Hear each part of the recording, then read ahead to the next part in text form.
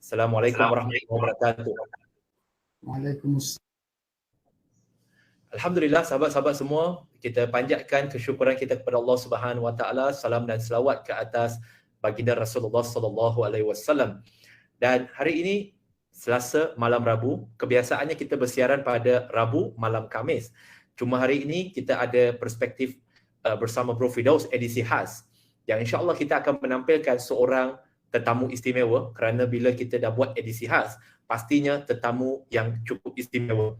Tapi sebelum kita memperkenalkan tetamu kita yang barangkali majoriti kita telah pun tahu siapa beliau, mungkin saranan saya kepada tuan-tuan dan puan-puan, sahabat-sahabat yang sedang menonton, agar tag kawan-kawan anda, okay, share dan juga komen kualiti suara dan sebagainya, kerana insya-Allah nanti kami akan memberikan sedikit ruang kepada tuan-tuan dan puan-puan, sahabat-sahabat yang sedang menonton, peluang untuk bertanya soalan. Dan tajuk kita pada malam ini adalah hilang rasional kerana taksub. Nak membincangkan tentang satu topik yang berat ini, sudah tentu bukannya orang biasa-biasa. Ya, kita bukanlah kata luar biasa ataupun superpower. Beliau juga manusia seperti kita, tetapi bezanya adalah pada keilmuan beliau. Siapakah beliau? Beliau adalah Datuk Mursyid Diraja Dr. Juanda Jaya, iaitu bekas Mufti Perlis yang bersama dengan kita pada malam ini. Mari kita alukan beliau. Assalamualaikum Datuk. Waalaikumsalam warahmatullahi wabarakatuh. Terima kasih kepada Saudara Firdaus dan pihak MRM atas jemputan untuk program pada malam ini. Alhamdulillah. Terima kasih Datuk kerana sudi menerima jemputan kami. Sama-sama. Alhamdulillah. Saya difahamkan Datuk pun baru sahaja selesai tak lama tadi kuliah juga. Ya, betul. Kita pun dah bertahun-tahun tidak berjumpa ya. Ya, sebab COVID dah hampir 2 tahun saya tak turun Kuala Lumpur. Oh, itulah, saya kalau pergi ke Sarawak, pergi ke Miri dengan Kuching atas jemputan kerajaan negeri pun hanya sempat sekejap je, tapi tak sempat juga nak berjumpa dengan Datuk. Tak apa. Aktiviti dakwah begitulah keadaannya. Ya, benar Datuk. Baik Datuk. Baik Datuk, topik kita pada malam ini agak berat, tapi saya percaya Datuk akan menguraikan kepada sahabat-sahabat kita tentang topik ini. Ini hilang rasional kerana taksub. Mungkin Datuk boleh bagi pencerahan sedikit kepada sahabat-sahabat kita yang sudah menonton. Itu definisi taksub menurut Islam tu. Boleh bagi definisi supaya masyarakat kita faham apa itu taksub menurut Islam. Silakan Datuk. Baik, bismillahirrahmanirrahim. Alhamdulillahirabbil alamin wassalatu wassalamu ala asyrafil anbiya'i wal mursalin wa ala alihi washabbihi ajma'in. Terima kasih kepada Saudara Firdaus, pihak MRM, penonton online yang mengikuti perbincangan kita pada malam ini. Bila kita sebut soal taksub, satu perkataan yang berasal daripada bahasa Arab, turut digunakan dalam bahasa Melayu, suatu ungkapan yang amat jarang digemari oleh mana-mana manusia. Ya, sama ada dia taksub kepada perkara yang baik, apatah lagi taksub kepada perkara yang buruk. Ya. Kalau kita lihat dari sudut, saya cuba tengok jugalah Wikipedia yang disusun oleh orang bukan Islam. Ya, pandangan mereka taksub juga berbeza dengan kita, iaitu dari sudut melampau dalam mencintai atau membenci sesuatu. Ya, itu boleh kita sebut sebagai ketaksuban. Ya. Tetapi di dalam Islam, ya, ketaksuban yang dibenarkan adalah taksub kepada perkara yang benar. Ya, taksub kepada perkara yang betul. Ya, ataupun dalam istilah di dalam hadis Nabi sallallahu alaihi wasallam, wal bughdu fillah, ya, cinta kerana Allah, benci kerana Allah. Ya, boleh jadi ia dimasukkan juga dalam taksub, tetapi sudah pasti dalam Islam ia mestilah dalam rangka yang dibenarkan oleh hukum syarak itu sendiri, tidak melampau dan tidak juga, ya, lalai pada satu-satu perkara. Tapi yang lebih jelas, ya, bila kita sebut taksub yang negatif, ya, sebagaimana yang disebut di dalam beberapa asar, ya, apakah asabiyah yang ditolak oleh Islam, ya, yang selalu kita sebut sebagai asabiyah jahiliyah, ya, iaitu antu'inu qaumaka ala zulmin, ya, kamu membantu kaum kamu untuk melakukan perkara yang zalim, ya. Soal manusia membela kaumnya, bangsanya, ataupun pada istilah zaman dia, ya, mereka akan mempertahankan orang yang mereka kasihi walaupun, ya, bangsa ataupun kaum yang mereka kasihi itu melakukan suatu perkara yang zalim di sudut syarak, ya. Kerana itu jahiliyah yang ditolak di dalam Islam ialah apabila berlaku zalim terhadap orang lain. Kerana itu dari sudut panduan kehidupan kita orang Islam, kita jaga mencintai sesuatu itu jangan melampau, ya. Benci sesuatu itu jangan melampau. Yang perlu kita sentiasa pegang ialah kebenaran, ya, ialah perkara yang menepati kehendak agama, dan melakukan itu, ya, pastilah menurut kadar yang ditentukan oleh agama itu sendiri. Masya Allah, Masya Allah. Terima kasih banyak Datuk atas penjelasan. Tadi Datuk ada juga terangkan tentang ada taksub yang dibolehkan dan sebagainya. Mungkin boleh Datuk huraikan lebih lanjut tentang sebab risaunya masyarakat kita hanya faham satu, tetapi yang bab satu lagi dia tak faham, iaitu dalam Islam kita tahu bahawa ada taksub yang terpuji, ada taksub yang tercela. Mungkin Datuk boleh huraikan lebih panjang untuk sahabat kita faham? Baik, saya ambil satu contoh, ya, kerana kerangka perbahasan perkara ini dia terlalu luas yang sukar, ya, untuk kita tentukan sempadan dia. Kita tengok dalam hadis Nabi sallallahu alaihi wasallam, ya. Nabi sallallahu alaihi wasallam bersabda, unsur akhaka zaliman atau mazluman, ya, bantulah saudara kamu yang zalim atau yang dizalimi. Ya, para sahabat hairan, ya. Membantu yang dizalimi itu perkara yang diketahui, tapi bagaimana membantu orang yang zalim? Ya, Nabi sallallahu alaihi wasallam menjawab, ya, membantu yang zalim itu ialah dengan cara menegah yang zalim itu daripada melakukan kezaliman dia. Balik kepada soal bila kita sebut tentang ketaksuban yang dilarang oleh syarak tadi, membantu kaummu untuk melakukan kezaliman. Ya, jadi bila kita sebut, ya, ketaksuban yang dibenci di dalam agama ialah apabila meletakkan sesuatu itu bukan pada tempat dia. Sesuatu yang benar mestilah, ya, didokong walau daripada pihak mana sekalipun. Sesuatu yang silap, ya, mestilah diperbetulkan walaupun, ya, ia dilakukan oleh orang yang paling hampir dengan kita. Kerana itu, takrifan yang benar, apakah lawan bagi zalim? Lawan bagi zalim itu ialah adil, ya, meletakkan sesuatu pada tempat dia. I'dilu huwa aqrabu littaqwa, ya. Al-Quran menyatakan berlaku adillah, ya, kerana berlaku adil itu lebih hampir kepada takwa. Tetapi sebelum daripada itu, Allah Ta'ala menyebut la yajrimannakum syana'anu qaumin ala alla ta'dilu. Ya, jangan kerana kecenderungan kamu kepada sesuatu golongan itu menyebabkan kamu tidak berlaku adil. Ya, berlaku adillah kamu kerana keadilan itu, ya, lebih hampir kepada ketakwaan. Jadi ini balik kepada soal keimanan, ya, kefahaman kepada isu berkaitan dengan agama, ya, menjauhi daripada kehendak emosi, sebab secara umumnya ketaksuban yang negatif itu adalah hasil daripada emosi yang tidak berasaskan kepada ilmu pengetahuan yang benar. Baik.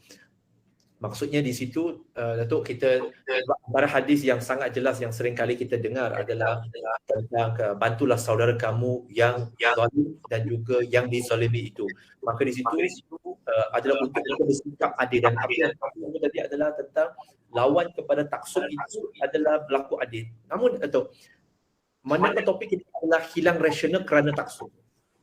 Sebenarnya dari sudut agama kita ni, Datuk, tak silap saya pernah dengar satu kisah. Ini tak kira taksub, tetapi bagaimana Umar bin Khattab itu risau pada sahabat Rasulullah pada waktu itu, yang kalau tak silap saya Datuk, Ya. di mana waktu itu Khalid bin Walid radhiyallahu an dia menjadi panglima tentera setelah kewafatan Nabi sallallahu alaihi wasallam. Dan waktu itu sering kali menang untuk mendatangkan satu kepercayaan, kata-kata di kalangan sahabat dikatakan iaitu Islam menang kerana kebijaksanaan Khalid bin Walid radhiyallahu anhu. Maka ketika sedang berperang dan Khalid sedang menjadi panglima, Umar bin Khattab radhiyallahu anhu menghantar sahabat untuk menggantikan Khalid bin Walid yang sedang berperang sebagai panglima tentera, menggantikan dia. Dan Khalid bin Walid pada waktu itu tanpa dia dia melawan, dia patuh kepada perintah itu dan dia pulang ke Madinah untuk bertemu dengan Umar bin Khattab radhiyallahu anhu.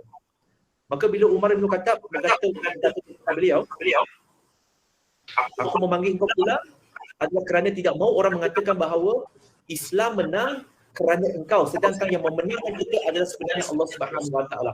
Jadi Datuk, bagaimana sebenarnya kisah ini dan itu akan menyebabkan seseorang hilang rasional? Baik, inilah yang akan berlaku sepanjang zaman di semua tempat, di mana sahaja. Akan ada manusia yang disukai ramai, diminati ramai, ataupun dalam bahasa moden kita pada hari ini, influencer, orang yang memberi pengaruh akibat hasil daripada mungkin kehebatan dia, kebijaksanaan dia, kelebihan dia berbanding orang lain. Khalid bin Walid radhiyallahu anhu, sahabat Nabi sallallahu alaihi wasallam, seorang yang sebelum memeluk Islam adalah panglima tentera Quraisy yang banyak membunuh orang Islam dalam peristiwa peperangan terhadap orang Islam, terutama dalam peperangan Uhud. Yang apabila memeluk agama Islam, Nabi SAW sebagaimana kebiasaan baginda akan meletakkan seseorang itu kena pada tempat dia. Khalid, walaupun dia lewat memeluk agama Islam, tetapi kerana kehebatannya di medan perang, baginda SAW memanfaatkan kehebatan Khalid itu untuk memimpin tentera untuk berperang. Maka berlalulah zaman, daripada zaman Nabi SAW baginda wafat. Setelah itu zaman Abu Bakar, setelah itu zaman Umar, sehingga dikatakan Khalid melalui peperangan dalam Islam sehingga lebih daripada 70 kali peperangan, dan tidak ada satu peperangan pun beliau kalah. Sudah pasti orang Islam sebagai manusia, emosi mereka akan terasa kalaulah peperangan itu dipimpin oleh Khalid, mereka pasti mendapat kejayaan. Umar bin Khattab radhiyallahu anhu, seorang khalifah, Amirul Mukminin, seorang yang cukup bijaksana, yang tahu bahawa wilayah kekuasaan Islam pada ketika itu semakin besar, yang tahu emosi sahabat-sahabatnya. Umar melihat bahawa Khalid ibn al-Walid tidak boleh didewakan oleh umat Islam sehingga boleh memudaratkan umat Islam. Dan Umar radhiyallahu anhu juga tahu Khalid ibn al-Walid adalah seorang tentera yang patuh kepada arahan panglimanya yang utama, iaitu khalifah itu sendiri.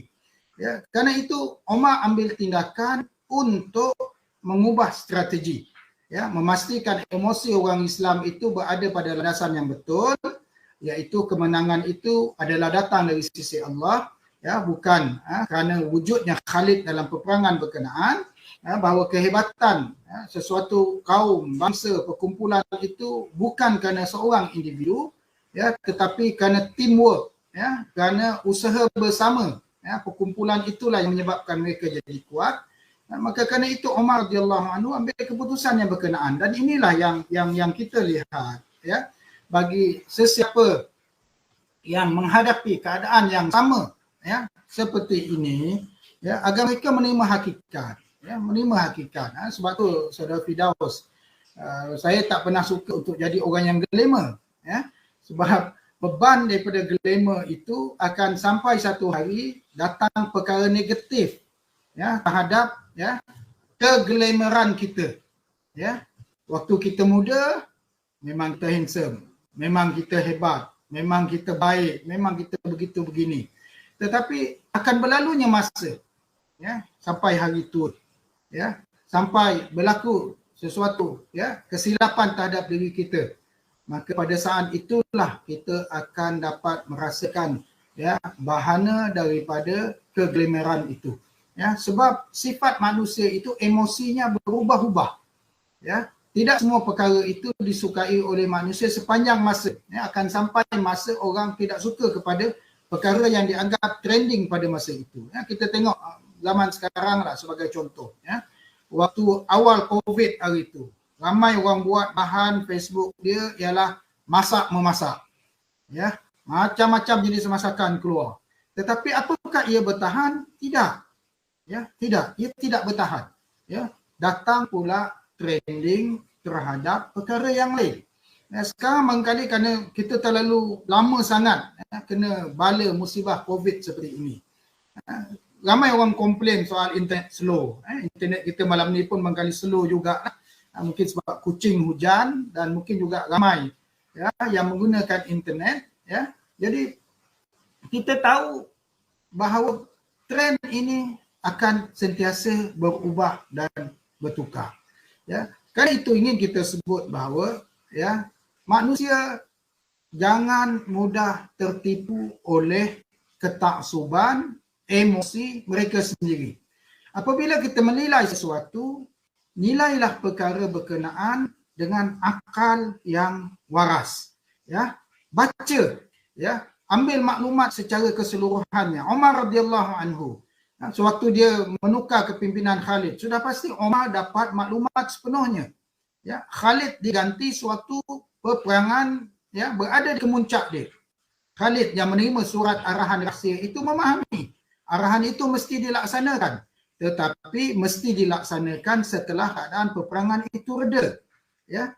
Begitu jugalah kita pada hari ini, ya, apabila kita dapat, ya, maklumat apa saja perkara, ya, sama ada kita ni orang yang terbabit dengan apa namanya parti politik, ya, ataupun membabitkan suatu perkara yang kita perjuangkan dalam masyarakat, ataupun apa sahaja, ya. Saya lihat, ya, satu perkara yang menjadi isu besar di kalangan rakyat Malaysia pada hari ini yang telah disedari oleh Sarjana Ulung negara kita, Profesor Naqib Al-Abbas, yang telah berusia lebih 90 tahun. Isu utama umat Islam hampir keseluruhannya ialah berkaitan dengan adab itu sendiri, ya, adab itu sendiri. Adab mudah menghukum, ya, adab mudah percaya, ya. Ini perkara yang kita rasa perlu, ya, diberikan suatu kesedaran menyeluruh kepada umat Islam, ya. Terutama bila kita banyak masa tengok internet, tengok Facebook, tengok Twitter, tengok apa saja, ya, TikTok lah, Instagram lah dan sebagainya. Tengok baru satu saat terus komen, ya, tanpa memikirkan apa sebenarnya yang berlaku, ya. Kalaulah misal kata pemecatan, kalau kita boleh guna ungkapan pemecatan, sebenarnya Omar menggantikan sahaja Khalid dengan panglima tentera yang lain. Kalau bahasa wartawan hari ini mungkin orang guna apa ni word pemecatan, yang akan menyebabkan orang akan baca, ya, apa yang wartawan itu tulis, tapi, ya, ramai orang dia hanya baca tajuk, dia tak baca isi. Saya bawa contoh lah, yang saya rasa ramai orang tahu, kes orang mencuri apa nama ni peti duit masjid di negeri Perlis, ya. Sebab saya tahu tempat itu berlaku, saya kenal dengan pengurusi masjid dia, ya, tetapi akibat mungkin mainan sebahagian daripada wartawan, ya, iaitu bahawa orang yang mencuri itu adalah seorang penagih dadah, ya. Part yang tu dia tak letak sebagai berita yang besar. Bayangkan kalau diletak tajuk penagih dadah mencuri tabung wang masjid, orang tak baca, ya, orang tak baca. Tapi bila disebut penagih dadah apa nama ni mencuri RM40 lalu dihadap ke mahkamah dengan sekian-sekian, orang rasa, ya, tertarik, oh teruknya masjid ini, tanpa membaca keseluruhan, ya, apakah sebenarnya yang berlaku. Belum lagi yang komen, ya, yang menyumpah nyeranah AJK masjid, ya, yang main hukum secara umum, semua masjid ni tak guna, AJK masjid ni kedekut, tak pandai gunakan duit dan sebagainya, ya, tidak kasihan kepada orang lain. Ini semua satu bentuk ketaksuban dalam memberi komen-komen yang mereka rasa mereka tidak perlu bertanggungjawab terhadap apa yang mereka tulis. Ya. Inilah yang kita sebut di antara bentuk ketaksuban yang negatif, yang kalau tidak digunakan akal yang waras, ya, mereka akan hilang pertimbangan apabila membuat apa-apa keputusan. Bayangkan macam kes yang saudara Firdaus sebut tadi, panglima tentera Islam itu diganti dengan panglima yang lain. Bayangkan pada hari ini, mesti orang akan kata khalifah itu tidak adil, ya, tanpa Khalid kita tidak akan menang dan sebagainya, sehingga lupa bahawa sebenarnya kekuatan umat Islam itu adalah berasaskan kekuatan keseluruhan umat Islam itu sendiri. Baik, sangat menarik Datuk, sebab kalau kita lihat pada hari ini, pada dunia kita pada hari ini dengan adanya media sosial, di mana kita tahu kalau pelakon, penyanyi, artis, selebriti, kebiasaannya mereka cuba nak membina fans base mereka. Mereka nak membina satu tribe mereka. Dan di situ, secara tidak langsung, mereka tidak mengatakan mereka mau membina ketaksupan, tetapi ketaksupan itulah sebenarnya yang menyebabkan kita dapat lihat contoh beberapa tahun lepas apabila salah seorang artis K-pop meninggal dunia, sampai ada orang Islam kita nak buat tahlil untuk dia, walaupun dia bukan Islam, nak buat tahlil. Ya, sampai nak menyanyi-nyanyi, sampai tergila-gila, sampai menangis dan sebagainya. Tetapi ironiknya, kita yang mengatakan kita beragama Islam boleh menangis di atas kematian seorang artis K-pop yang bukan Islam, tetapi bila diceritakan tentang kisah kewafatan Nabi SAW, nak menitiskan air mata itu pun susah, nak mendengarnya pun susah. Apatah lagi di situ. Itu untuk artis, untuk selebriti mungkin kita maklum Datuk. Tapi Datuk, khususnya kita nak kata dari kerangka kita, saya sebagai pendakwah, Datuk sebagai agamawan asatiza, kan?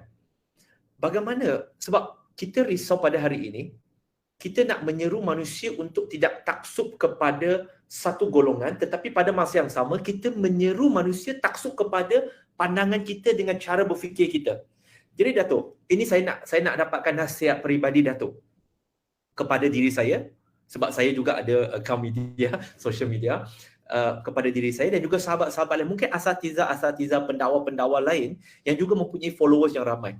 Bagaimanakah untuk kita mengelakkan untuk membina ketaksupan, mungkin secara tidak sengaja kita telah membina ketaksupan kepada susuk diri kita, bukan kepada ajaran ataupun prinsip yang kita bawa. Macam mana kita nak elakkan benda itu, Datuk? Nasihat Datuk kepada kami lah. Baik, manusia memang sifat dia, ya, sukakan pengikut yang ramai. Ya, cobalah tanya siapa pun yang buat status dalam Facebook, pasti terdetik di hati dia untuk dapat likes yang banyak. Walaupun mungkin tak bawa hasil duit pun, ya, tetapi begitulah manusia. Ya, Allah Taala sebut dalam Al-Quran, zuyyina lin-nasi hubbus syahawati minan nisa'i wal banina wal qanatiril muqantarati minadh dhahabi wal fiddah.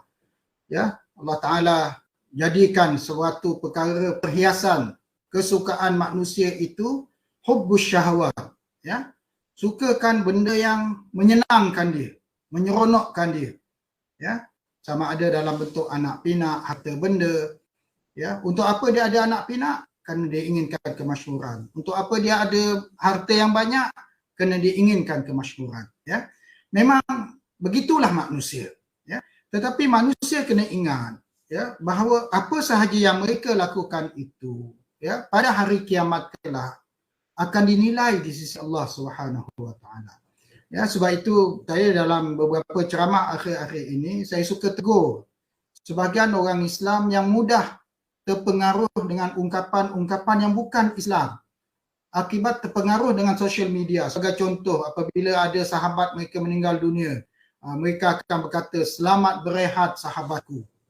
Ya, apakah itu ajaran Islam? Ya, ajaran Islam setelah kematian itu perjalanan semakin jauh dan semakin sukar. Tanpa amal saleh dalam kehidupan di dunia, tak mungkin dia akan berehat di alam kubur.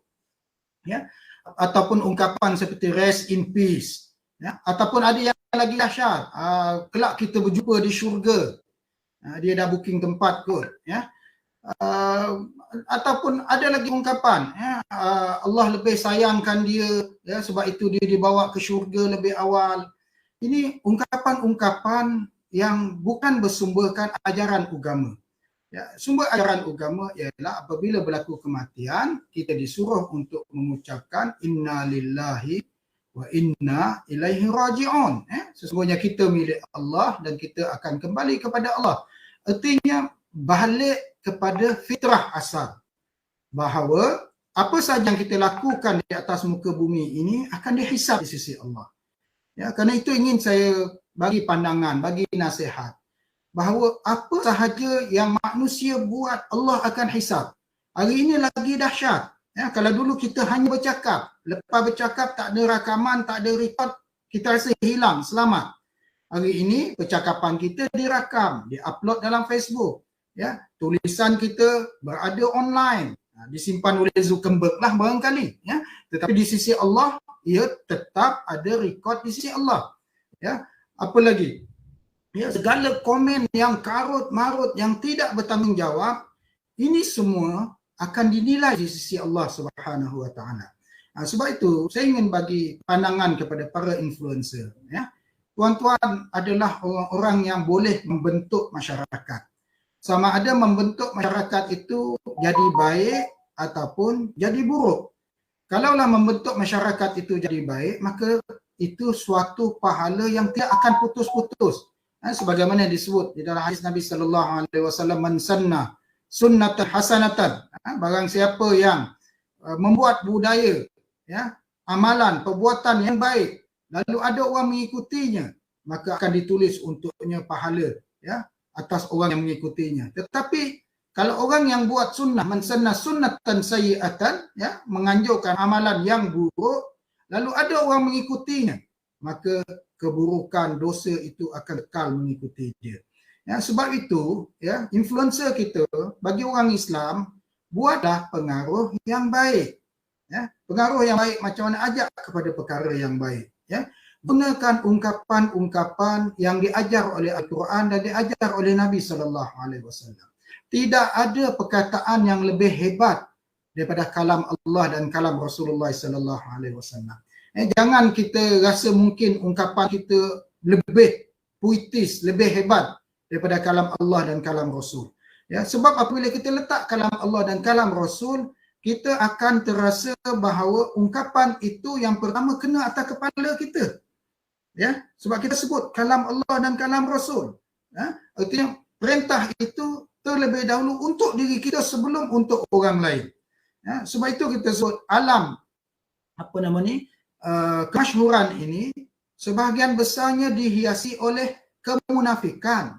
Ya, ramai orang memang dia akan cuba untuk muncul, ya, dalam bentuk yang berbeza daripada kehidupan sebenar dia. Ya, memanglah takkanlah kita selekeh masuk online kan. Ya, tetapi biarlah kita kekal sebagai diri kita sendiri. Ya, secara zahirnya, secara batinnya, sama ada di hadapan orang ramainya ataupun dalam keadaan diri kita sendiri. Ya, sebab itu kita tengok, ya, beberapa hari lepas, ya, negara China sebagai contoh, ya, mereka mula menghadkan anak-anak daripada bermain game. Ya, kemudian dihadkan lagi, ya, kemunculan lelaki-lelaki yang cantik. Ini semua telah wujud dalam ajaran Islam yang terdahulu. Ya, lelaki yang menyerupai wanita, wanita yang menyerupai lelaki.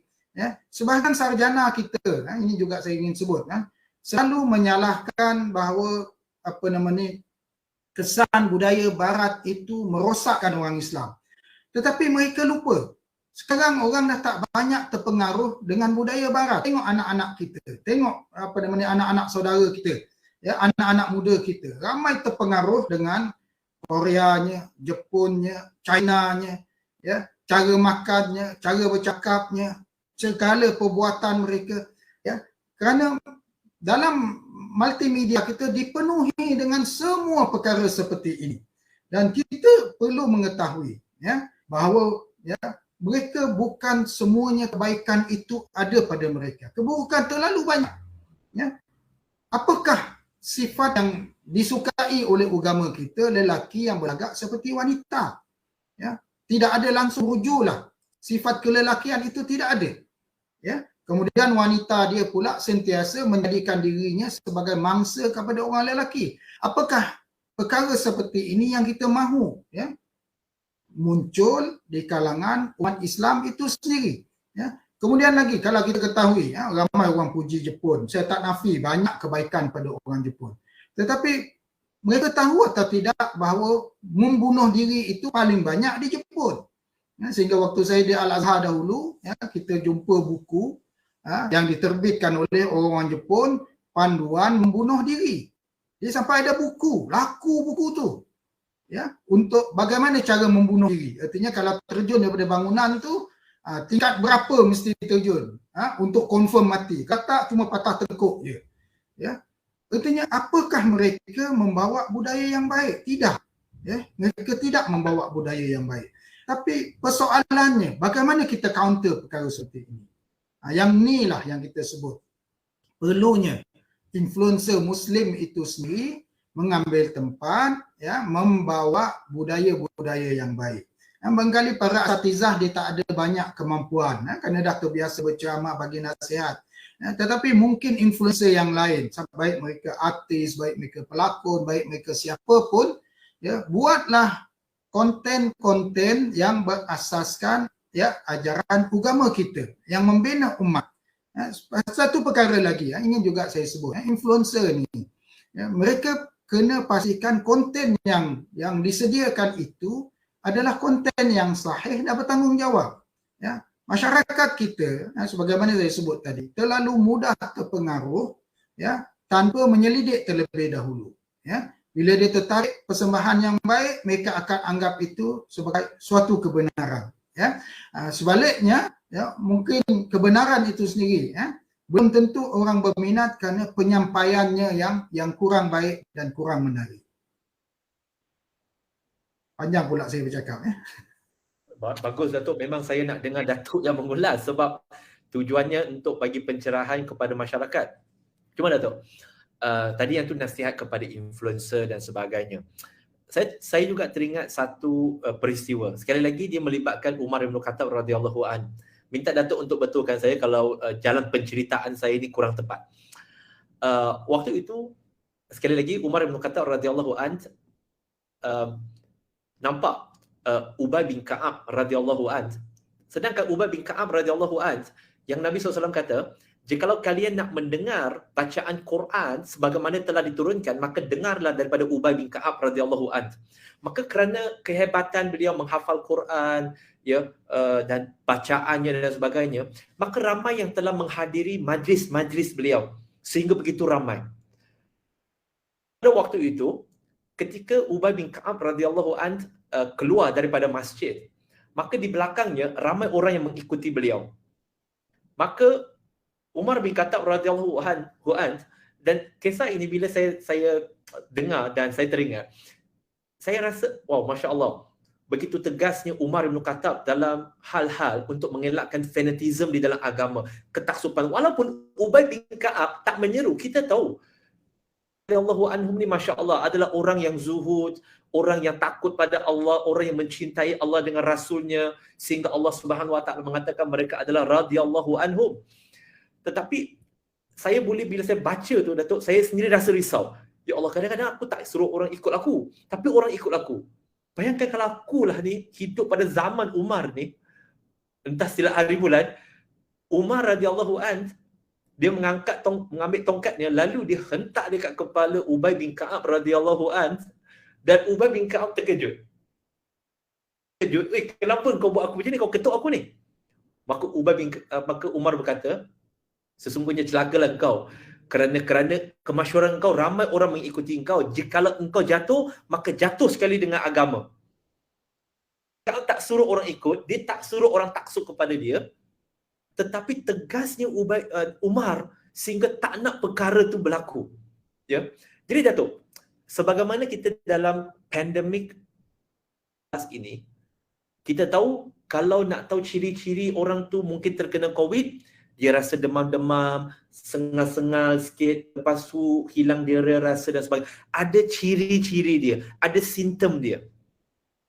Nah Datuk, sebagaimana kita tahu Huzaifah Ibn Yaman adalah penyimpan rahsia nama-nama orang munafik. Dan sekali lagi melibatkan Umar. Memang tokoh yang sangat hebat. Umar, dia tak tanya siapa orang munafik. Umar nak tahu, ya Huzaifah, ada tak nama aku dalam senarai itu? Dia risau, Umar pun risau, dia jadi orang munafik. Jadi Datuk, saya nak tahu, mungkin sahabat-sahabat lain nak tahu, apakah ciri-ciri kita ni adalah seorang yang taksub, ya, yang tercela, bukan taksub yang terpuji tu, ya. Apakah ciri-ciri yang kita ini memiliki orang yang taksub, yang tercela itu, supaya kami boleh sedar, supaya saya boleh sedar, supaya boleh mengelakkan diri daripada menjadi taksub tercela kepada taksub yang terpuji. Baik, dalam agama kita, sebagaimana saya sebut pada mukaddimah tadi, ya, ketaksuban kita hanya kepada kebenaran, ya. Ketaksuban kita hanya pada perkara yang dicintai oleh Allah, ya, dan dicintai oleh Rasulullah sallallahu alaihi wasallam. Ya, kerana itulah kita cuba ikut sebaik mungkin, ya, apa yang dilakukan oleh Rasulullah sallallahu alaihi wasallam, ya. Kerana itu disebut laqad kana lakum fi Rasulillahi uswatun hasanah. Demi sesungguhnya pada diri Rasulullah sallallahu alaihi wasallam itu ada contoh teladan yang baik, ya. Baginda lah idola kita, kalau kita boleh sebut, gunakan istilah idola, ya. Baginda lah sepatutnya jadi influencer kepada kehidupan kita, ya. Kerana baginda lah penterjemah yang terbaik terhadap ajaran Islam itu sendiri, dan tidak ada yang lain, ya, selain daripada baginda sallallahu alaihi wasallam, ya. Tetapi kalau kita tengok pada hari ini, ya, manusia bila dia taksub, dia pasti akan cuba untuk ikuti orang yang dia taksub itu 100%, ya, ataupun menghampirinya, ya. Kita tengok budak-budak yang gila K-pop sebagai contoh, ya, pakaiannya, muziknya, makanannya, segala beritanya, ya. Ini satu contoh ketaksuban yang sudah kronik, yang sudah sakit, yang sudah teruk, ya. Saya belajar soal perbandingan mazhab, ya. Di kalangan pengikut-pengikut mazhab juga berlaku ketaksuban, ya. Dan kalau kita buka kitab-kitab tentang perbandingan empat mazhab, ya, terutama pada zaman pertengahan, ya, sewaktu berlakunya ketaksuban, ya, antara pengikut-pengikut mazhab Hanafi, Maliki, Syafi'i, Hanbali, ya, sehingga pernah satu ketika di hadapan Kaabah itu terdapat 4 mihrab, ya. Mazhab Hanafi semayang dahulu, orang mazhab Maliki, Syafi'i, Hanbali tak ikut. Lepas tu mazhab Maliki, lepas tu mazhab Syafi'i, lepas tu mazhab Hanbali. Ketaksuban sehingga di hadapan Kaabah pun mereka tidak mahu solat antara satu sama lain. Dan alhamdulillah, setelah almarhum Al-Malik Abdul Aziz menyatukan semua, ya, solat dengan satu imam, akhirnya ketaksuban seperti itu perlahan-lahan hilang, ya. Jadi ketaksuban yang kita sebut sebagai ketaksuban yang tercela ialah apabila orang ikut kita perkara yang tidak baik, ya, perkara yang tidak baik, ya. Takat ikut cara berpakaian, kalau berpakaian itu menutup aurat, menepati kehendak syarah, itu tidak jadi masalah, ya. Tetapi kalau semua perbuatan kita, baik yang betul, baik yang salah, ya, itu diikuti dan itu dibela, ya, ini masalah, ya. Itu kita sebut pada individu. Kalau kita sebut pada perkumpulan, jamaah, parti politik, ya, kita tengok dalam negara kita pada hari ini, rakyat mungkin bingung soal politik bagaimana yang hendak diikuti, sehingga mungkin ada sebahagian yang membenci semua ahli politik, ya, sedangkan politik itu sebahagian daripada agama kita. Dan bila kita sebut sebahagian daripada agama kita, ya, sesuatu yang tidak menepati kehendak agama itu mesti diketepikan. Walaupun ia tidak menyebelahi kepentingan parti politik atau puak atau golongan kita. Ya. Dan saya suka sebut, saya sekarang pun saya terbabit dengan parti politik yang ada di Sarawak sebagai contoh. Ia bukan perkara yang mudah. Ya. Ramai orang akan cakap, kita kena pegang kepada kebenaran. Walaupun puak kita sendiri melakukan kesilapan, kita mesti perbetulkannya. Ramai orang boleh berteori secara yang mudah, tetapi bagaimana melaksanakan? Begitu juga kita, ya. Kalau kita betul belajar agama, ada masyayikh yang kita ikut, atau ada tok-tok guru yang mungkin kita ada perasaan ketaksuban kepadanya. Pastikan ketaksuban itu adalah atas ilmunya, atas perkara yang benar. Sebab tidak ada yang maksum kecuali Rasulullah sallallahu alaihi wasallam. Tidak ada yang terselamat daripada kesilapan kecuali Rasulullah sallallahu alaihi wasallam. Para ulama, termasuk imam mazhab yang 4, sentiasa mengingatkan para pengikutnya agar jangan taksub. Ada orang memuji Imam Ahmad bin Hanbal sehingga luar biasa kerana kehebatan Imam Ahmad bin Hanbal. Tanpa dinafikan Imam Ahmad bin Hanbal, ya, seorang imam yang alim, saleh, ya, guru kepada ramai ulama-ulama yang lain, ya. Imam Ahmad apabila dipuji oleh orang, dia boleh berkata begini, dia boleh berkata bahawa, ya, nasib baik Allah Ta'ala tutup aib kami. Kalaulah kalian tahu tentang aib kami, nescaya kalian akan ambil pasir ataupun tanah, kalian akan taburkan di atas kepala kami. Ya. Sebab apa? Sebab kita manusia biasa. Ya. Kita manusia biasa. Terdedah kepada kesilapan, terdedah kepada kekurangan. Ya. Kerana itu, ya, suka saya sebut, ya, bahawa kalau dah ada kecenderungan orang membela kita hatta kesilapan yang kita lakukan, ya, itu petanda kita ada masalah. Ya. Tetapi kalau ada orang yang mengkritik kita, ya, sama ada secara terbuka atau yang lebih baiknya adalah secara tertutup, ya, maka maksudnya Allah Ta'ala masih sayang kepada kita. Kerana apa? Kerana Allah hantar orang untuk mendedahkan kepada kita tentang aib diri kita. Sebab manusia, apabila dia rasa dia sempurna, dia akan cepat lupa diri. Ya, dia akan cepat lupa diri. Dan dia akan rasa semua perkara itu seolah-olah, ya, dia sentiasa betul dan menepati perkara yang betul. Ini kita bimbang yang dipanggil sebagai istidraj. Ya, kita tertipu oleh diri kita sendiri sehingga menyebabkan kita rasa kita tidak mungkin melakukan kesilapan. Dan lebih bahaya, istidraj seperti ini mempengaruhi para pengikut kita. Ini perkara cukup bahaya.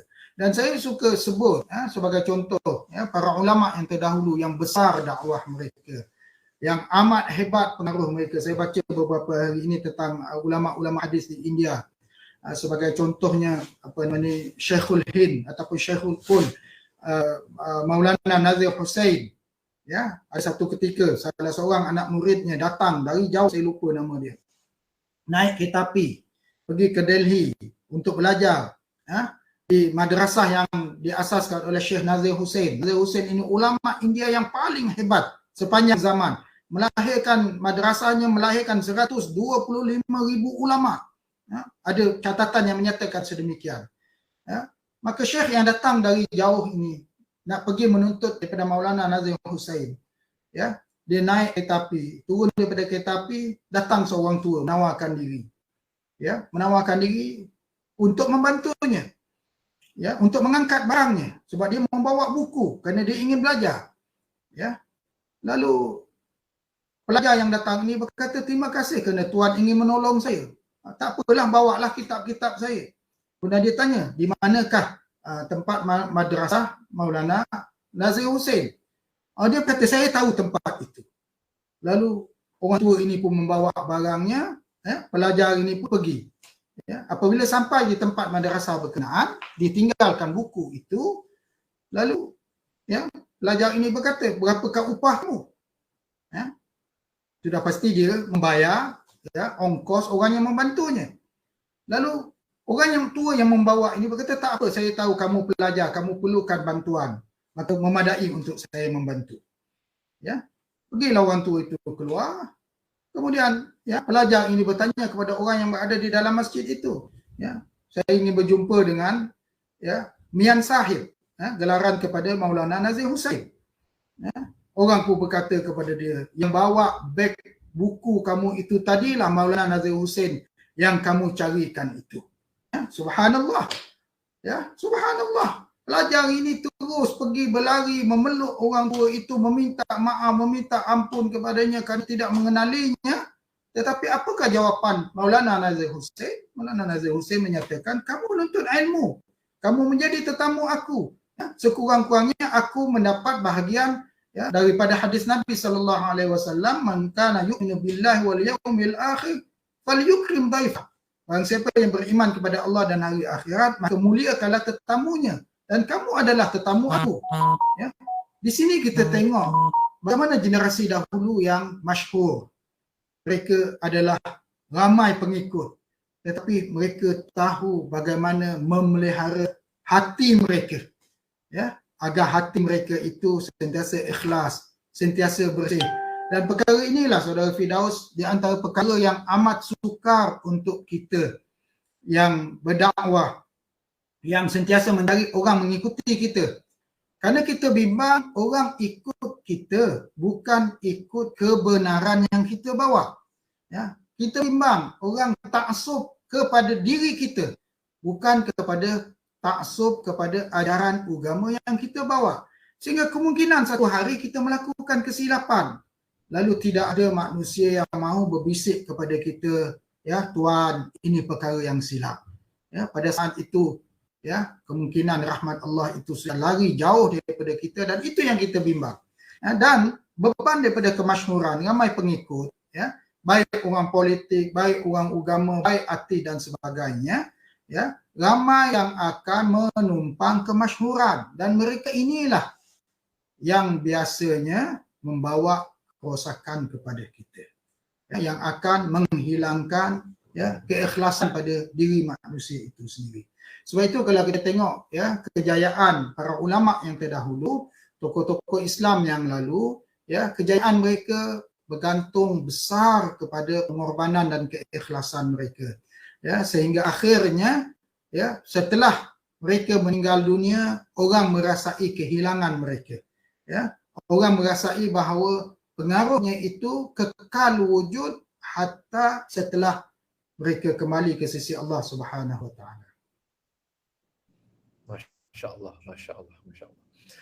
Agak sangat berkesan dengan apa yang dikongsikan oleh Datuk tentang untuk mengelakkan keikhlasan mereka dan sebagainya, khususnya kita sebagai orang awam dan mungkin kita juga sebagai dakwah. Datuk, ada beberapa soalan daripada penonton kita yang cukup menarik. Kita akan tanya soalan-soalan ini daripada seorang penonton kita bernama Putri Nur. Beliau bertanya, Assalamualaikum Datuk, terbaik mengelakkan menjadi taksub kepada seseorang yang kenal. Lalu diberikan contoh, cara saya akan mencari maklumat orang yang terkenal terlebih dahulu. Saya ini betul. Baik, bismillahirrahmanirrahim. Ya, apa sahaja perkara kita mesti cari maklumat.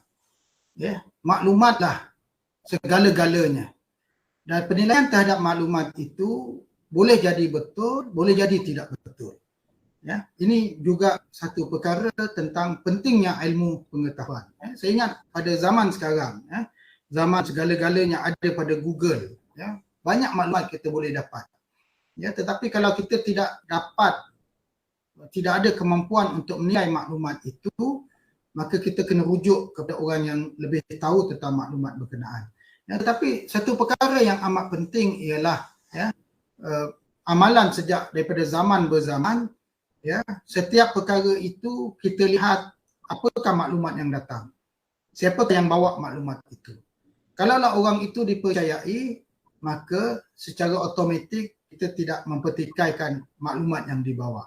Ya, tetapi kalau entah dari mana orang yang bawa maklumat itu, maka kita kena berhati-hati. Ya. Satu perkara lagi ingin saya sebut, ya, tentang pemberitaan, ya, zaman multimedia ini. Ya, sama ada surat khabar, majalah, blog, ya, apa-apa posting. Ya. Kadang-kadang ramai orang menggunakan seni meletakkan tajuk yang hebat, ya, dengan harapan orang akan membaca. Ya, pastikan kita baca habis apa yang ada, dan kita perlu mentohmah maklumat yang ada itu, setakat mana benarnya maklumat itu.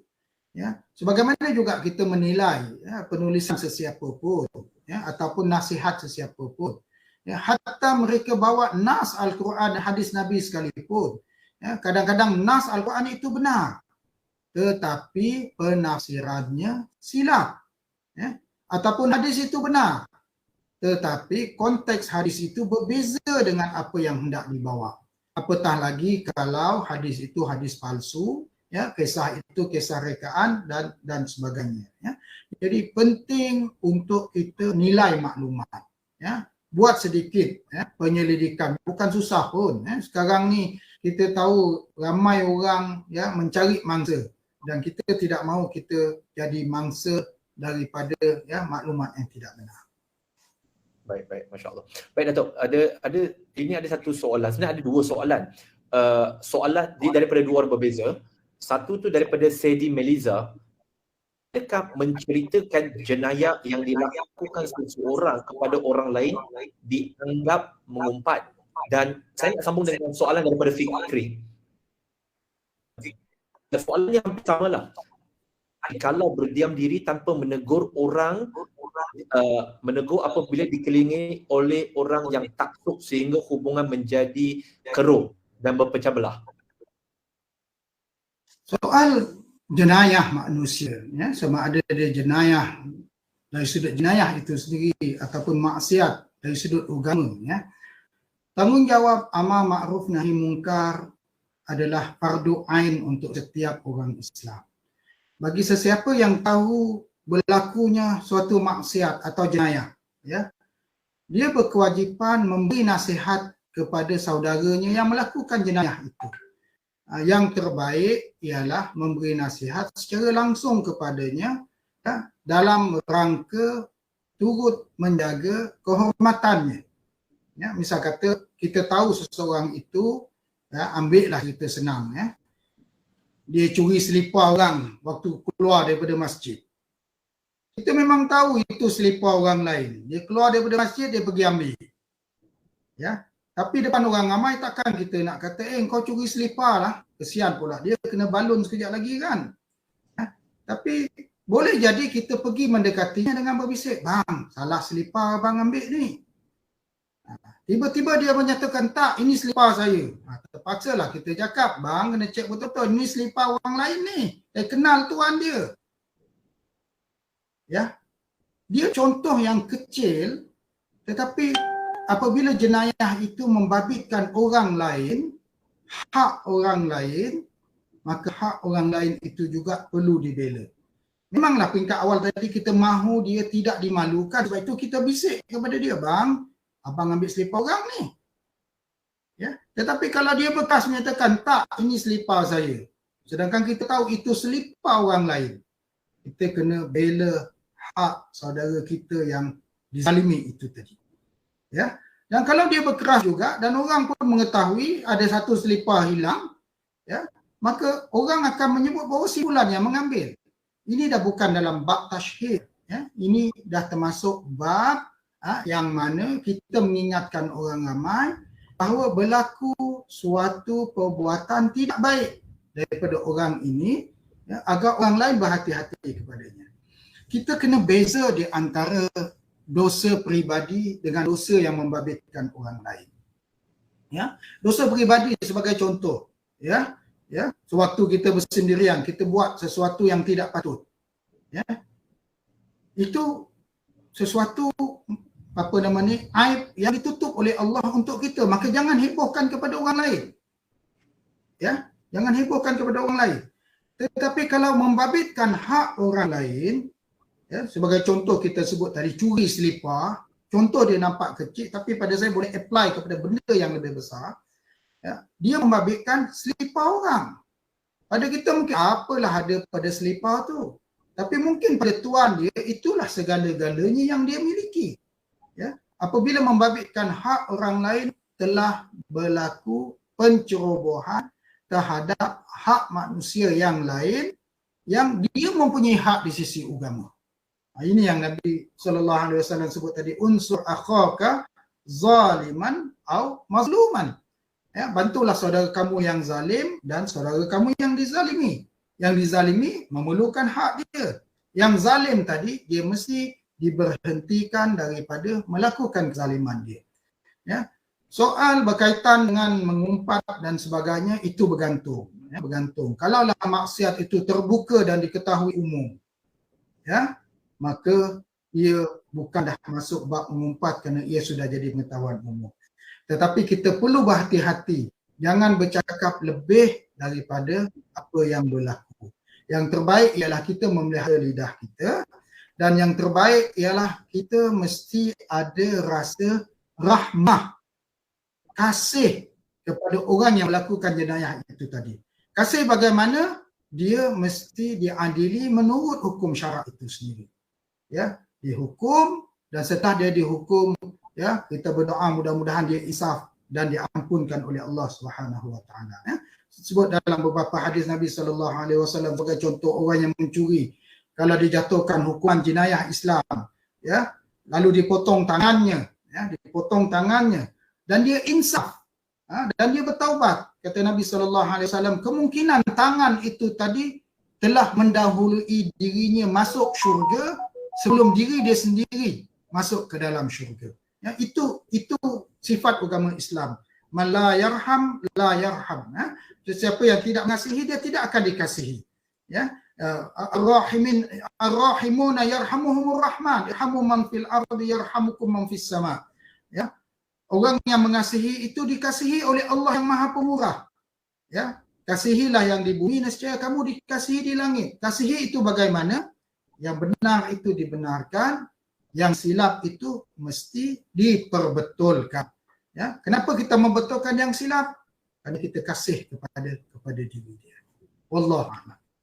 Cuma soalan sambungan fikri tu, dia kata adakah berdosa jikalau dia tak nak, dia diam diri tak nak menegur kerana dikelilingi oleh orang yang taksub sehingga mereka menjadi keruh. Berdosa tak kalau dia diam diri tak? Inilah yang menimpa Bani Israel yang terdahulu, ya. Inilah yang disebut banyak dalam ayat Al-Quran berkaitan dengan apa nama ni, kanu la yatanahawna an munkarin fa'aluh, disebut dalam surah Al-Maidah. Bani Israel ini antara punca mereka dilaknat oleh Allah ialah, ya, mereka tidak saling menghalang kemungkaran yang berlaku di kalangan mereka. Ya. Apabila kemungkaran itu tidak ada yang menegur, tidak ada yang memberhentikan, maka semua akan terkena laknat Allah Subhanahu Wa Taala. Ya, jadi orang yang mendiamkan diri terhadap kemungkaran, ya, dia ada share terhadap dosa kemungkaran itu. Ya, tanggungjawab orang yang mengetahui berlaku kemungkaran ialah memberi nasihat bahawa berlaku kemungkaran itu bukan dengan tujuan mencerca, mencela, merendahkan dia ataupun tidak. Ya, tidak. Ya, tujuan amar ma'ruf nahi mungkar ialah kerana kasih kepada orang yang melakukan kemungkaran itu agar dia kembali insaf, kembali kepada Allah. Dan kita berdoa agar dia jadi manusia yang lebih baik. Orang-orang yang taksub ini pula, kalau mereka membela kemungkaran, ya, mereka ada bahagian pada dosa kemungkaran yang dilakukan itu. Ya, sebab apabila kemungkaran itu membabitkan hak orang lain itu mesti dibela. Adapun pelaku perkara yang mungkar itu tadi, ya, setelah dia dapat menyelesaikan hak orang lain itu, ya, kita berdoa, kita berharap, ya, agar Allah Taala memuliakan dia, mengurniakan dia, ya, sesuatu yang lebih, ya, baik daripada sebelum ini. Datuk, soalan salah satu soalan terakhir, Muhammad Al-Hadi bin Syamsawi, apakah red flags atau ciri-ciri sekumpulan orang, komuniti itu taksub kepada seseorang individu? Ini nampak macam Ya. soalan tadi. Saya tahu sahabat saya Al-Hadi tu dari Sibu. Masya-Allah. Ya. Dia taksub kepada Ya, tanda orang telah ditimpa oleh ketaksuban. Ya. Sebagaimana kita sebut, tidak semua ketaksuban itu negatif. Ada ketaksuban itu positif. Ya. Taksub kepada orang alim yang mengajar perkara yang benar, itu perkara yang dituntut oleh agama. Ya. Taksub kepada guru yang mengajar kita perkara yang baik, hatta bukan ajaran agama sekalipun. Contohlah, ya, seorang itu mungkin dia pandai multimedia. Ya, jadi apa sahaja persoalan multimedia kita akan rujuk kepada dia. Walaupun mungkin orang lain akan ada sebut pandangan begitu dan begini. Ini termasuk ilmu yang baik. Ya. Tetapi yang kita sebut taksub yang mudarat ialah menyokong hatta pada perkara yang zalim. Ini yang tidak dibenarkan oleh agama. La yajrimannakum syana'anu qaumin ala alla ta'dilu i'dilu huwa aqrabu litaqwa, kata Al-Quran. Ya, janganlah kamu kerana kamu ada kecenderungan terhadap suatu kaum lalu kamu berlaku zalim. Ya, ini kuat saya, dimaafkan, diampunkan, digugurkan tuduhan. Kalau buat silap pun tidak, ditakwil dengan pelbagai takwilan. Ya, ini ketaksuban yang tidak baik.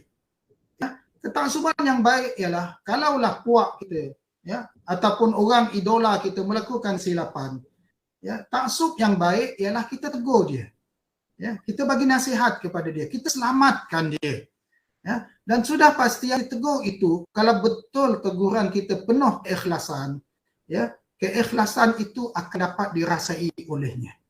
Ya, kita menegur dalam rangka kita kasih, sebagaimana hadis Nabi tadi menyebut, ya, Ar-Rahimun yarhamhumur Rahman. Orang-orang yang mengasihi itu pasti akan dikasihi oleh Ar-Rahman, Allah yang Maha Pemurah. Ya, kita menegur atas dasar kasih sayang, ya, maka semua orang akan selamat. Ya. Dan macam yang saya sebut tadi, kalaulah orang-orang yang punya pengikut ini mempunyai sifat seperti Imam Ahmad Ibn Hanbal, yang apabila disanjung oleh orang ramai, dia berkata, kalaulah kamu tahu rahsia keaiban kami yang ditutup oleh Allah, ya, nescaya kamu akan ambil tanah dan taburkan tanah itu di atas kepala kami. Sebab itu juga ingin juga saya sebut bahawa bagi mereka yang ramai pengikut, jangan mudah terpedaya dengan pujian manusia. Ya, ajaran Nabi SAW kepada kita, ya, kalau ada orang yang mengampu memuji melampau, ajaran Nabi SAW, ambillah pasir, tabur kepala dia. Ataupun ambillah tanah, lumurkan ke mukanya. Ya, untuk mengingatkan mereka bahawa kita manusia ini ada cacat celanya, ada kekurangannya. Dan janganlah kita tertipu oleh perkataan manis manusia yang kemungkinan perkataan manis itu boleh menjerumuskan kita ke dalam api neraka wal'iyadzubillah. Ingat, saya teringat satu hadis dalam riwayat Tirmizi, hadis 1350. Nabi SAW bersabda bahawa sesungguhnya penyebab hancurnya umat sebelum kalian adalah jika ada di antara mereka orang mulia ataupun orang kaya yang mencuri, mereka membiarkannya. Dan jika ada orang yang lemah mencuri, maka mereka menjatuhkan hukuman kepadanya. Demi Allah, seandainya putriku Fatimah binti Muhammad mencuri, nescaya aku akan memotong tangannya. Tidak begitu nampak keadilan yang telah ditegakkan oleh Nabi SAW. Datuk, minta maaf, boleh tak soalan terakhir? Ini soalan yang sangat penting juga, daripada Ahmad Naiman. Dia tanya, macam mana pula, sebab Datuk tadi kata orang yang dizalimi tu. So soalan dia, kalau orang yang dizalimi tu dia tak reda dengan orang yang menzalimi dia kerana dia mengalami trauma daripada kejadian itu, adakah orang yang menzalimi itu diterima taubatnya kalau yang dizalimi masih tak reda dan masih trauma dengan kejadian yang pernah berlaku pada diri dia? Sebab itu kita sebut tadi, ya, umat Islam bila membabitkan bab jenayah, bab akhlak, dia kena lihat dua perkara.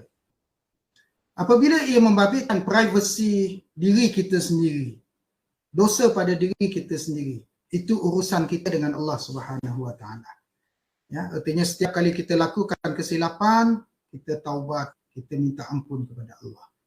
Ya, dan kita berdoa mudah-mudahan Allah Taala terima taubat kita. Tetapi yang kedua, kesilapan, dosa, maksiat atau jinayah kita membabitkan pihak yang lain. Ya, membabitkan pihak yang lain. Maka ia membabitkan dua pihak. Satu, pihak Allah Taala, tempat kita melakukan maksiat, melanggar perintahnya. Yang kedua, hak orang lain yang kita roboh tadi. Sebab tu saya ambil contoh mencuri selipar. Walaupun hanya selipar, itu hak orang. Itu hak orang. Kalau orang itu tidak redha, ya, maka selamanya ya, hak itu tergantung dan kelak dari hari akhirat, hak itu akan dituntut oleh orang yang berkenaan. Walaupun bagaimana dia telah bertaubat, minta ampun kepada Allah kerana mencuri sepasang selipar itu tadi, tetapi tuan dia tidak dikembalikan haknya, ya, maka sehingga hari akhirat hak itu ya akan dituntut di hadapan Allah Subhanahu Wa Taala. Kelak di hari akhirat, bagaimanakah dia membayar hak berkenaan? Dia terpaksa bayar dengan amal soleh. Itu yang Nabi SAW sebut dalam hadis berkaitan dengan orang yang muflis. Ya, siapakah orang yang muflis itu? Ya, orang yang mengambil hak orang, orang yang mencerca orang lain, lalu orang-orang yang diambil hak itu pada hari kiamat nanti menuntut hak mereka agar dikembalikan kepada mereka. Jadi sebab itu kita sebut ya bahawa taubat bila membabitkan jenayah terhadap orang lain, taubat itu tidak sempurna sehingga hak orang lain itu diselesaikan. Kalau membabitkan mencuri barang, kena bagi balik barang itu. Ya, kena bagi balik barang itu. Baru sempurna salah satu daripada rukun taubat dia. Kalau dia mencerca orang, dia kena minta maaf kepada orang yang berkenaan. Ya, kalau membabitkan maruah orang lain, dia kena minta halal atas maruah itu tadi dan dia bertaubat kepada Allah Subhanahu Wa Taala. Ya, dan sebahagian daripada maruah manusia itu dia membabitkan hak Allah yang tidak cukup dengan taubat. Contoh kalau mencuri dari sudut hukum syarak. Ya, kalaulah tuan yang dia curi barang itu tadi telah memaafkan dia, barang dicuri telah dikembalikan, apakah selesai begitu sahaja? Kalau dari sudut syariat Islam, ya, kalau cukup nisab untuk tangannya dipotong, tangan dia tetap mesti dipotong. Walaupun tuan pemilik barang yang curi itu tadi telah memaafkan dia dan barang itu telah dikembalikan. Kerana membabitkan di situ juga ada hak Allah, ya, di mana di antara tanda taubat dia ialah hukum Allah itu mesti dilaksanakan ke atas diri dia. Ya, apabila membabitkan hak orang lain, sebagai contoh ramai orang silap faham terhadap agama kita. Dosa berzina. Ya, dosa berzina sebagai contoh. Kalau ia suatu aib yang tidak cukup saksi, ya, maka ya, tidak dapat dilaksanakan hukum syarak padanya. Ya. Tetapi apakah terlepas begitu sahaja? Ya, kalau didapati bahawa jenayah itu sesuatu yang melata dalam masyarakat, ta'zir tetap mesti dilaksanakan ke atas mereka. Ya, baik, itu zina. Membabitkan perlu ada 4 saksi dan sebagainya, dah ada syarat-syarat dia. Bagaimana kalau ada orang kena rogol? Ya, ada orang kata, ya, ada yang silap faham menyatakan yang kena rogol pun dihukum. Tidak. Ya, kalau mangsa rogol itu membuktikan bahawa dia menjadi mangsa, ya, dia dipaksa, dia dicerobohi, ya, silap-silap yang merogol itu bukan hanya kena hukuman zina, kemungkinan dia kena hukuman hirabah, ya, kerana dia melatangkan ketakutan yang luar biasa terhadap orang lain, ya, melihat kepada bagaimana kesan-kesan, ya, jenayah yang dilakukan itu, ya. Sebab itu, ya, bila kita sebut tentang hukum Islam, ya, taubat itu bukan hanya sekadar, ya, membabitkan ungkapan astaghfirullah, ya, bertaubat kepada Allah, ya, tidak. Kalau dia menceroboh hak orang lain itu mesti kembalikan. Dan sebahagian daripada hak orang lain itu yang diceroboh adalah hak masyarakat. Contoh kita sebut barang yang dicuri tadi. Ya. Memang barang yang dicuri telah dikembalikan, tetapi ada hak masyarakat di situ. iaitu wujud ketakutan di tengah-tengah masyarakat bahawa wujud pencuri. Jadi bagaimana untuk menghilangkan ketakutan itu? Maka yang mencuri itu tadi mesti dihukum.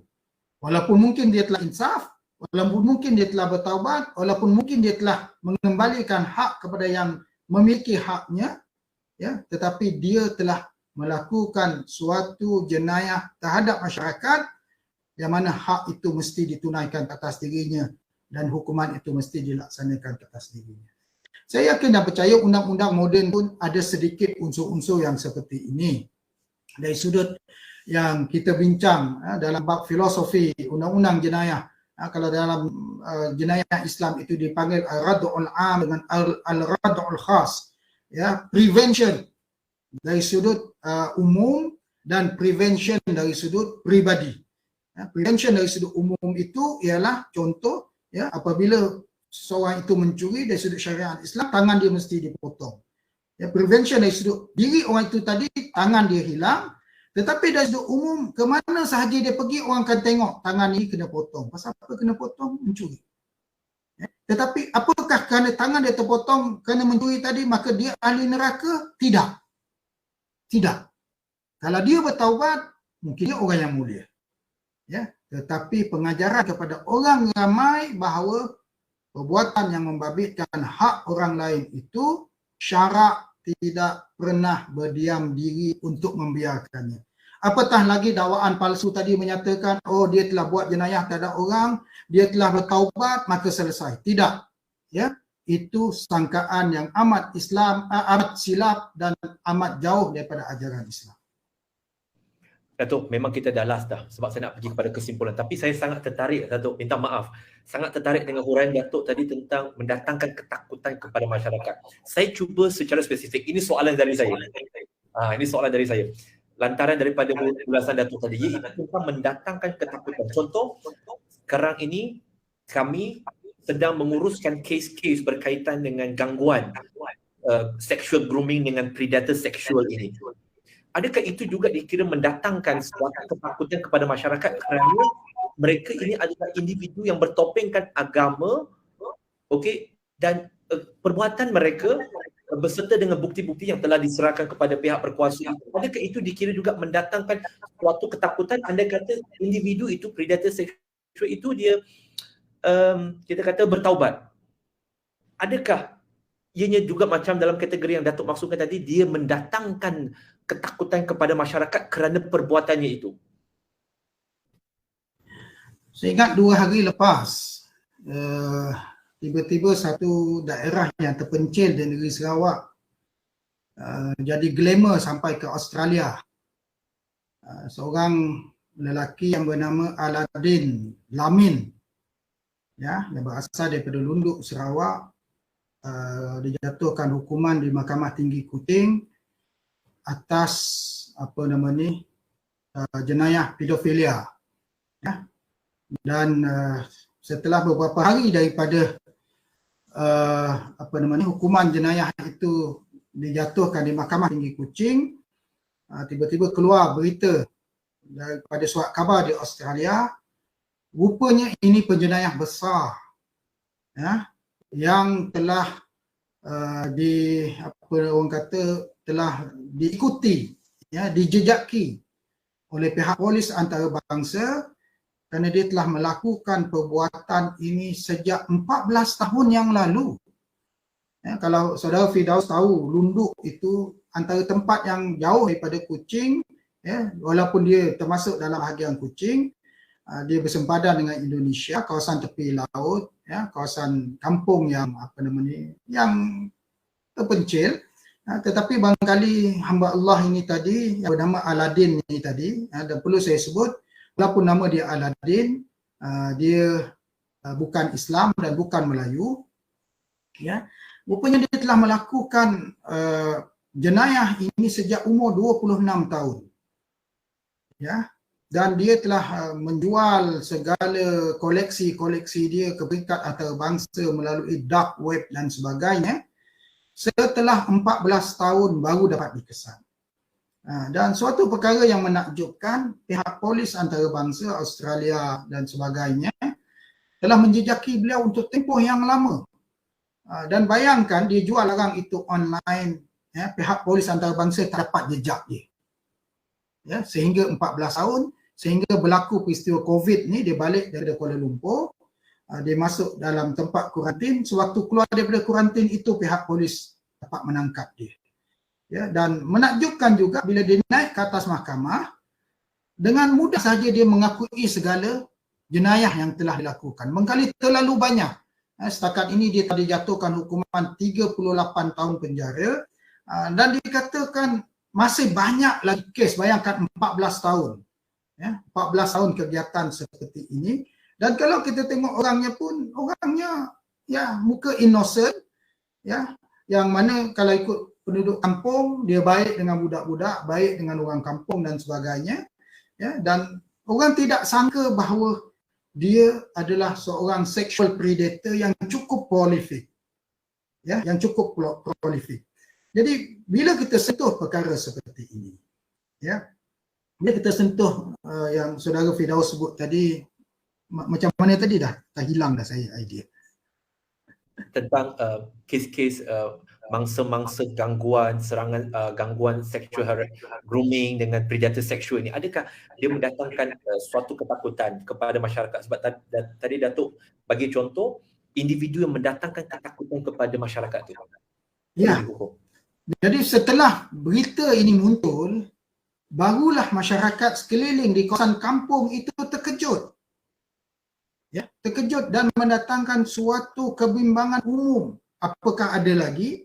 Apakah siapa lagi yang terbabit? Apakah dia ada teman-teman yang lain yang sama seperti dia yang melakukan jenayah seperti ini? Ya. Jadi bila kita sebut sexual predator, ini sebenarnya satu penyakit. Ya, saya dulu pernah duduk bahagian kaunseling di Jabatan Agama. Ya. Orang bila ada masalah, ya, jawapan dia tidak ada lain. Manusia ni pada usia tertentu, ya, dia perlu melalui proses sebagai seorang manusia. Maksudnya kalau dia ada kehendak seksual, jawapan dia kahwin. Kahwin. Ya. Tak cukup seorang kahwin dua, tak cukup dua kahwin tiga, tak cukup tiga kahwin empat. Agama bagi ruang itu. Ya. Sebab apa? Untuk mengelakkan manusia itu jadi sexual predator. Sebab sexual predator ini adalah suatu penyakit kejiwaan yang luar biasa. Sebab nafsu manusia ini ada masa dia satu kelemahan. Ada masa dia satu kekuatan. Kalau diatur secara yang betul, ia mendatangkan ketenangan jiwa. Ya. Tetapi kalau ia disalurkan, ya, melalui jalan yang salah, ia akan, ya, mewujudkan perilaku manusia yang pelik dan aneh. Ya. Sebab itu kita sebut, ya, bahawa sexual grooming satu jenayah yang amat berat sebenarnya. Ya, amat berat. Sebab apa? Dia mendatangkan kemudaratan kepada anak-anak yang tak tahu apa-apa. Ya, anak-anak yang tak tahu apa-apa. Ya, sebab itu di dalam Islam, ya, anak-anak apabila sudah sampai usia tertentu dan mampu untuk berkahwin, mereka disuruh berkahwin. Ya, agar mereka tidak menjadi mangsa kepada keadaan orang sekelilingnya. Sebab kebiasaan manusia ini dia mudah percaya, terutama pada penampilan-penampilan yang dipercayai. Ya, dan ini berlaku kepada semua bangsa, semua agama. Ya, sebab nafsu itu dia tidak memilih agama dan tidak memilih bangsa. Ya, semua manusia itu sama. Ya, sebab itu kita sebut jalan agama, ya, kalau dia ada kehendak seksual, jawapan dia kahwin. Ya, dan Islam bagi kebenaran sehingga 4, ya, isteri untuk dikahwini. Ya. Dan bila kita sebut soal kehendak perkahwinan ini, tak kira orang kaya ke, orang miskin ke, orang tua ke, orang muda ke, masing-masing tahu tentang kehendak masing-masing. Ya. Sebab itu bila kita sebut berkaitan dengan jenayah seksual, ya, sebab itu Islam bagi hukuman yang dahsyat lagi menakutkan, ya, terhadap orang yang melakukan zina, ya, terhadap orang yang melakukan borgol, terhadap orang yang melakukan liwat, ya, terhadap orang yang melakukan apa sahaja yang disebut sebagai jenayah seksual. Apa sebab? Kerana jenayah seksual ini amat mengaibkan. Baik terhadap orang yang melakukan ataupun orang yang menjadi mangsa kepada jenayah itu tadi. Ya, adapun orang yang menjadi mangsa kepada jenayah, kalau kita buka, saya tengok apa yang ditulis oleh Al-Imam Abu Zuhrah dalam kitab Al-Uqubah, dalam kitab Al-Jarimah, hukuman jenayah di dalam Islam. Ya. Beliau menyebut tentang hak orang yang menjadi mangsa. Ya. Kenapa pemangsa itu mesti dihukum? Ya. Kenapa pemangsa mesti dihukum? Untuk menghilangkan perasaan dendam daripada mangsa itu tadi. Sebab kalau pemangsa itu tidak dihukum, yang menjadi mangsa ini satu masa kemungkinan akan berlaku zalim terhadap dia sehingga melakukan suatu jenayah yang lain yang tidak menepati kehendak hukum syarak. Tetapi sekiranya penjenayah itu tadi dihukum berdasarkan peraturan dan undang-undang yang mendatangkan keadilan, maka rasa dendam, rasa teraniaya itu tadi akan hilang daripada jiwa mangsa dia. Maka keadilan itu akan wujud di tengah-tengah masyarakat kita. Kalau tidak, keadilan tidak wujud, keamanan tidak wujud, dan akhirnya jenayah pula dianggap suatu perkara yang biasa dalam masyarakat kita. Kerana itu Nabi SAW seperti yang saudara Firdaus sebut tadi, sekiranya Fatimah itu mencuri, nescaya aku akan potong tangannya. Peristiwa itu latar belakangnya keluarga Quraisy, wanita Makhzumiyah telah mencuri. Bayangkan wanita bangsawan mencuri. Yang sepatutnya mereka punya duit, punya pengaruh, punya maruah, mereka takkan buat perkara itu. Dan kalau mereka dihukum, ia akan memalukan kabilah mereka. Ya. Lalu keluarga-keluarga Quraisy ini mencari siapakah yang boleh pujuk Nabi. Dan mereka tahu tidak ada yang berani bercakap dengan Nabi lebih daripada Usamah bin Zaid radhiyallahu anhuma. Usamah ini digelar sebagai hibbu Rasulillah, kekasih kepada kekasih Rasulullah. Nabi SAW amat mencintai Usamah, cucu angkatnya, anak kepada Zaid bin Harithah. Lalu Usamah yang masih muda itu dia tak tahu latar belakang. Jadi dia memujuk Nabi SAW agar jangan menghukum wanita bangsawan ini tadi.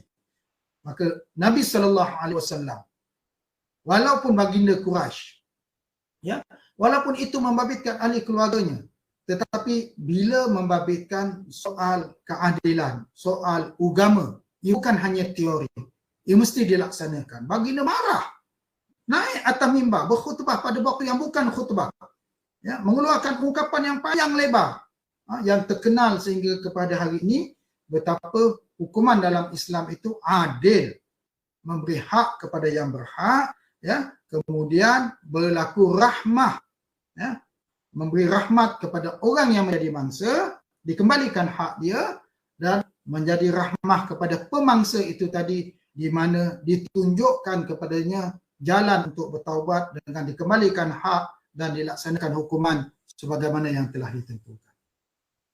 Masya Allah, jazakallah khair. Sangat tuntas, satu penjelasan yang cukup untuk saya sendiri sebagai satu panduan, Datuk. Datuk, sebagai kesimpulan, Datuk, mungkin ada sedikit kata-kata kepada masyarakat kita, kepada sahabat kita, kepada mereka yang sedang menonton ataupun bakal menonton rakaman ini nanti, untuk kita sama-sama menjadi orang yang rasional dengan tidak menjadi taksub, Datuk. Silakan, Datuk. Baik, bismillahirrahmanirrahim. Saya tengok trend semasa kita pada hari ini. Sebahagian ahli masyarakat kita terlalu suka untuk menunjuk-nunjuk apa yang mereka miliki. Ketahuilah bahawa suka menunjuk-nunjuk apa yang kita miliki itu kadang-kadang boleh membawa bala dengan Allah Ta'ala hilangkan nikmat daripada kita. Sepatutnya apa yang Allah Ta'ala kurniakan kepada kita, kita syukuri dengan cara kita lebih dekat diri kepada Allah. Bukan didedahkan kepada orang lain semata-mata kerana nak kejar like, kejar kemasyhuran dan sebagainya. Tidak ada yang lebih baik daripada sedekah yang tersembunyi. Tidak ada yang lebih baik daripada nasihat yang dibisikkan. Dan tidak ada yang lebih baik daripada keikhlasan membetulkan kesalahan sesama insan. Sebab itu saya tengok fenomena kita pada hari ini, zaman multimedia ini, cukup berbahaya sekiranya kita tidak disaluti oleh kehendak ilmu yang ditentukan oleh hukum syarak. Kemudian kedua yang ingin juga saya sebut ialah fenomena kurangnya iman terutama iman kepada hari akhirat. Ya, kita kena sentiasa ingat apa saja yang kita buat pada hari ini itu yang kita akan tuai di hari akhirat kelak. Ya, apa sahaja yang kita tulis itu akan dinilai di sisi Allah. Kalau ia pahala, ia jadi pahala. Kalau ia jadi dosa dan fitnah, ia akan membawa segala kepada kita. Ya, jadi apa sahaja yang kita komen dalam Facebook, dalam Twitter, dalam apa saja perkara, ya, ingat ia akan dinilai di sisi Allah Subhanahu wa taala. Kemudian yang ketiga juga saya rasa kenapa ini berlaku? Ya, kenapa orang suka menunjuk-nunjuk? Kenapa orang kurang iman, suka komen begitu begini?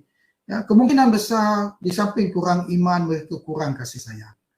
Ya, waktu kita maki orang, cuba kita bayangkan orang maki kita. Waktu kita maki orang, cuba bayangkan kalau orang maki mak kita, bapa kita, saudara mara kita. Ya, jadi kita kena ada sifat rahmah kepada orang yang melakukan kesilapan dengan cara tunjukkan jalan yang betul. Ya, bukan memaki, apatah lagi menghukum yang berkenaan dengan cara yang tidak benar. Ya, tanpa kita menafikan bahawa undang-undang itu ada. Setiap orang perlu melalui proses sekiranya mereka melakukan kesilapan. Ya, tidak ada siapa yang boleh terlepas dari hukuman. Ya, tetapi apakah bererti bila menghukum bererti orang itu terus dibuang daripada masyarakat? Tidak. Ya, tidak sama sekali. Ya, kita sayang kepada semua orang, ya, sebagaimana kita mahu orang lain sayang kepada kita. Kemudian seterusnya ialah yang ingin juga saya sebut, ya, Nabi SAW, ya, di antara apa yang baginda pesan ialah melarang para sahabat daripada memakai apa yang dipanggil sebagai libasus syurah, baju glamour, ataupun buat sesuatu yang berbeza dengan orang lain. Ya, mungkin kerana nak trending, mungkin kerana nak berbeza dengan orang lain, tidak, ya. Ada sebahagian daripada apa yang kita lakukan itu kadang-kadang bawa mudarat yang besar kepada masyarakat. Ya, contoh kita tengok budaya orang Korea. Lelaki yang cantik itu dianggap sebagai lelaki yang macho. Ya, sedangkan pada agama kita rujulah itu ialah terletak pada kelelakian dan kejantanan orang yang berkenaan. Pada sudut dia bawa perkara yang benar. Kalau tidak, dia akan dianggap sebagai pondan. Dan pondan ini satu perkara yang tercela dalam agama kita. Jadi balik kepada soal libasus syuhrah tadi. Ya, libasus syuhrah ini kadang-kadang mendatangkan kemunafikan kepada manusia. Ya, minta maaf saya sebutlah saudara Daus, kita mungkin terbabit banyak dengan perkara seperti ini. Bukan main lagi kita nasihat orang, ya, tapi nasihat pada diri sendiri, pada ahli keluarga, pada orang sekeliling daripada kita. Itu bagaimana? Ya, itu bagaimana?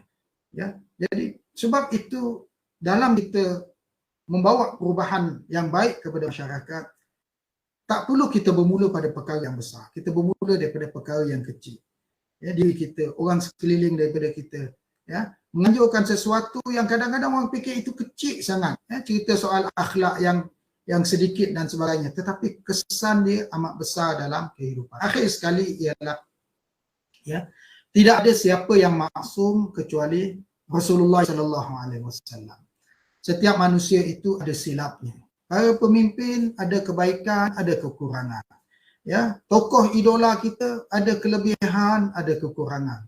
Ya, tak ada siapa boleh menguasai segala-galanya. Ya, Superman pun dia tak kuasai segala-galanya. Walaupun dia dipanggil sebagai Superman. Tak percaya, suruh Superman baca Quran. Boleh tak dia baca? Ya, sebab Superman bukan Islam, dia tak pandai baca. Walaupun dia super, dia tak dapat buat semua perkara. Begitu jugalah dengan, ya, manusia-manusia yang diidolakan oleh manusia yang lain. Yang mungkin ada sebahagian orang mengidolakan penyanyi. Ya, engkau idolakan lagu dia saja sudahlah. Ini sampai penyanyi pun jadi rujukan bab hukum agama, yang ni saya pening. Ya, yang ni saya pening. Saya tak faham. Ya, kalau penyanyi itu memang dia pandai menyanyi, bab makan minum dia tak pandai. Usahakan nak kata dia mengulas isu yang bukan bidang daripada isu agama, isu kejuruteraan, isu pertanian dan sebagainya, bukan bidang dia. Ya, jadi sebab itu kita sebut kepada masyarakat kita, ya, nak mengidolakan sesiapa pun ada batas dia. Ya, ikut yang baik, tinggalkan yang buruk. Ya, Allah Taala bagi kita akal untuk menilai. Ya, Allah Taala bagi kita ilmu, ya, untuk jadikan neraca. Ya, dan kita juga mesti ada rasa malu apabila kita mengikuti sesuatu yang silap. Dan kita juga mesti ada rasa bangga kalau kita menemui kesilapan kita, lalu kita membetulkan kesilapan itu dengan mengikuti perkara yang benar.